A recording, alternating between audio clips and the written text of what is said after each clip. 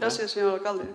Bé, per aclarir un poc quina és la nostra idea, nosaltres escrivim la idea perquè no tenim temps material per a poder-la desenvolupar, és a dir, ni tenim tècnics al nostre servei, ni tenim juristes, ni tenim urbanistes, ni res de tot això. Per tant, la nostra voluntat era plantejar la idea, que se parlara la idea, que es tractara i després desenvolupar-la conforme toca. Però el que no entenem de cap de les maneres és que l'Ajuntament, disposant de 236.000 euros per a destinar-li al pàrquing, la gent que vaig a utilitzar el pàrquing encara tinga que pagar un tíquet quan aparca allí el seu cotxe i que això se li anomena servici públic. És el que no entenem.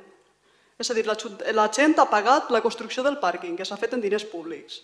La gent, quan vaig a utilitzar el pàrquing, pagarà el tíquet segons els minuts que estiga.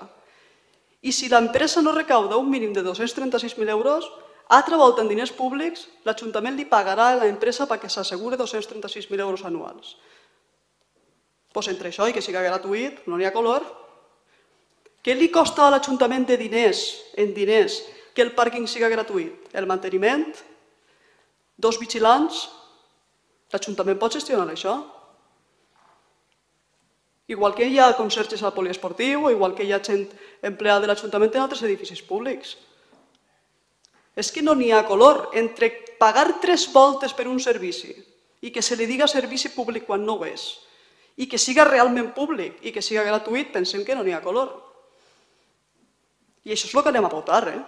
El que anem a votar és que l'Ajuntament destinarà o aguardarà 236.000 euros cada any durant 25 anys per assegurar-li uns beneficis a una empresa, no per a donar un servici públic, perquè el servici se pagarà i per tant no serà públic.